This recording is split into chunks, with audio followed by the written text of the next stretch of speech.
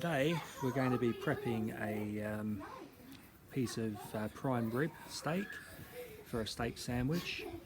I'm going to be using a Coleman's and Dijon mustard mix, which is going to help tenderise the meat and add some flavour and colour to the meat. So without further ado, let's get started. Okay, so what I'm going to do is I'm going to get 2 teaspoons of French Dijon mustard,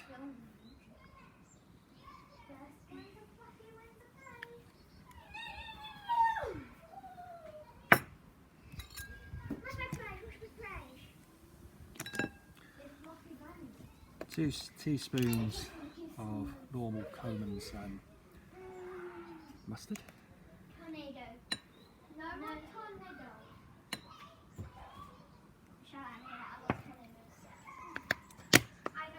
two teaspoons, in this case I'm just using some brown sugar, but you can use any type of sugar you like. What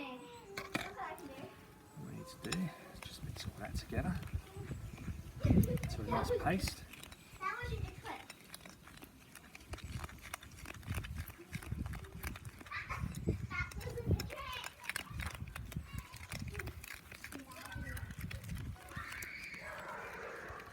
You can actually use this on chicken or pork as well.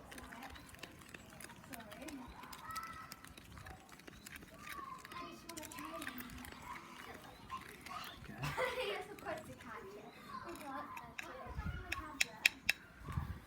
And all we're going to do is paint this onto the meat. It's our beef.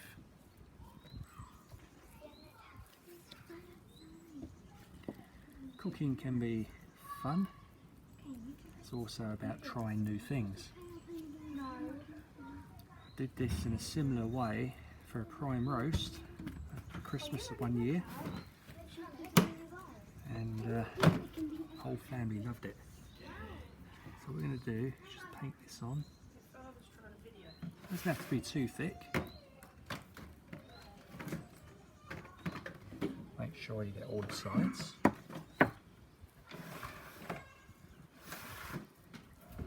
This will also help tenderise the beef.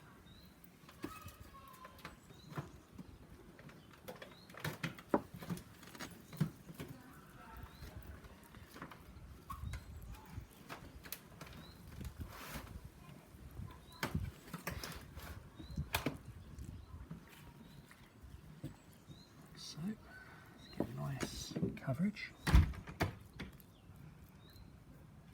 So it doesn't have to be too thick because it will absorb into the meat. It's got lovely marbling on this piece as well. It's always good to get good marbling. That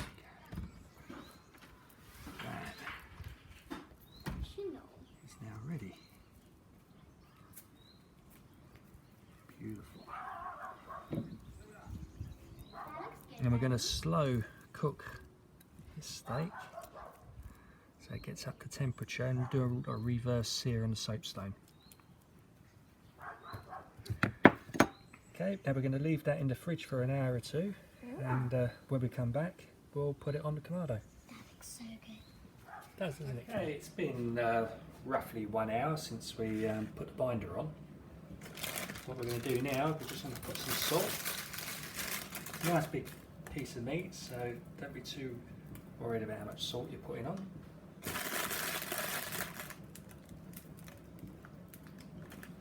And pepper.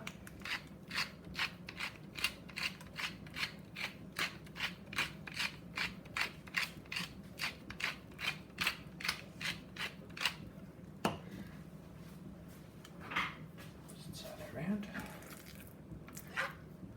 Make sure you get all sides.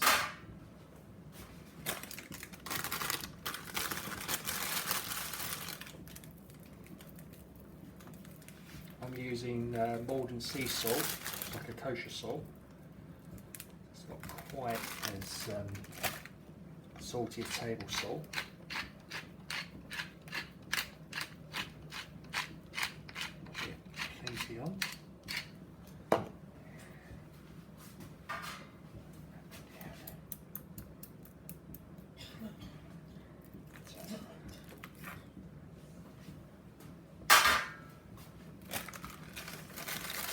This is a lovely piece of prime rib beef.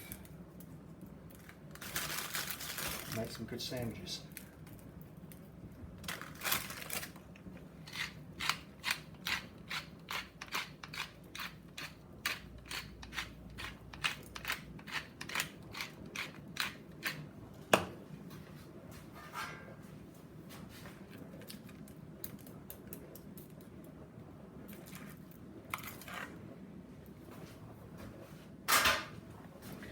Now the grill temperature,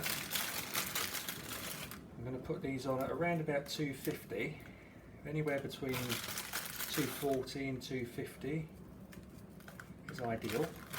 We're going to slow cook it, indirect, and I've also got some chunks of hickory mixed in to give it a taste, smokiness. That's very sharp. That looks good. Ooh. Well, okay. Hello. Alright. Yeah, that looks tasty. It does. Yeah, but I'm not having any. Well, I know, because you're going to like it. Right, now we're going to take it out to the grill and we'll be back shortly. Okay, Kamado's now up to temperature. So we're going to pop our piece of prime rib in. And we're going to look for an internal temperature of 120. Once that's up to temp, we'll be back. Okay, the beef is now up to 120, so we're going to pull it now off the grill.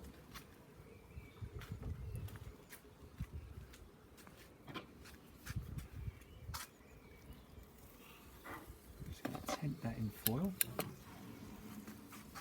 Beautiful, isn't it? Probe. And once we tent that in foil, we're going to increase the temperature on the grill.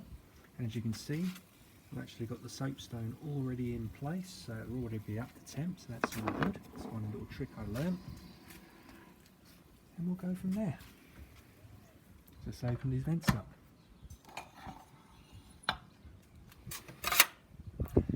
Once the grill's up to temp, I'll be back. Okay, the grill is up to temperature now. Now for the real fun part, which is to sear the outside of our steak. Just to finish it off. There we go. Oh, that's so juicy.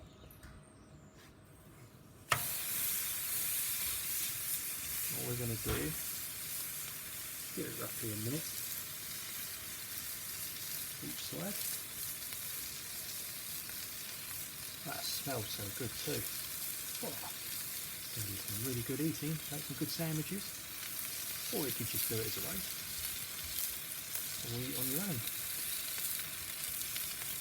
It's always best to cook a thick steak if you're doing it in this method.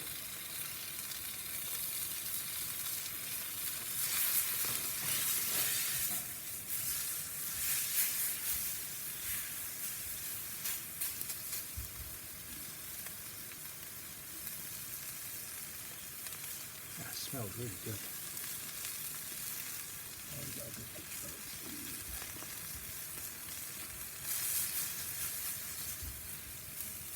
What we're doing is we're creating a marinade effect and doing what's called reverse sear. So we smoke it first at a low temperature. In this case it was about 250 all the way through the cook.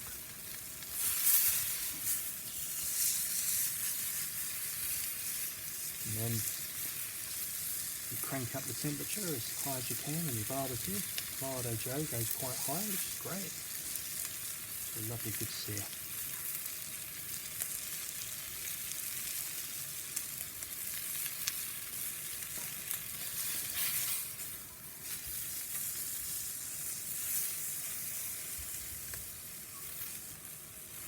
Don't be afraid to make contact.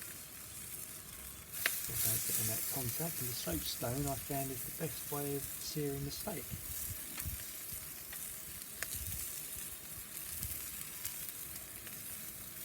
If you use my trick, I'm actually using the soapstone as a deflector.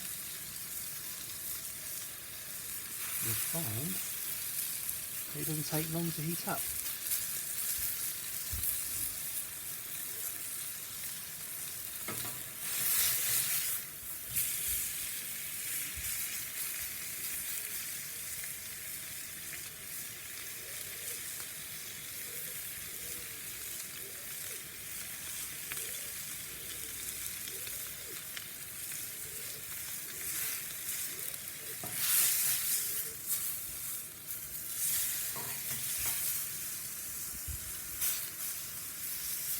Done.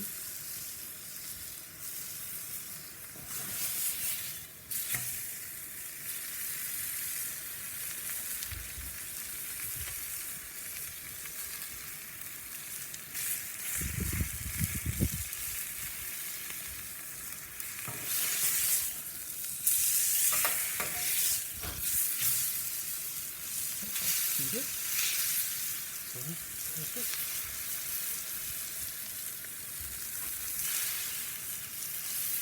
Again, you can see I'm wearing my gloves for this. Really, really hot. And that's it. Steak is done. So, our steak is done. Now it's time to carve it up and see how well we did.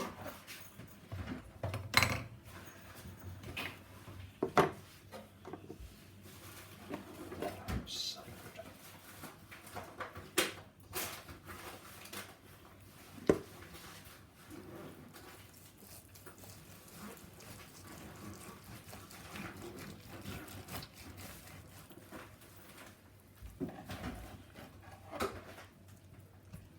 Oh wow, look at that. You can see by the reverse sear that you get very little overcooking on the outside, but you get that wonderful rare pink in the middle. I hope you've enjoyed our the video, and I'll see you again next time.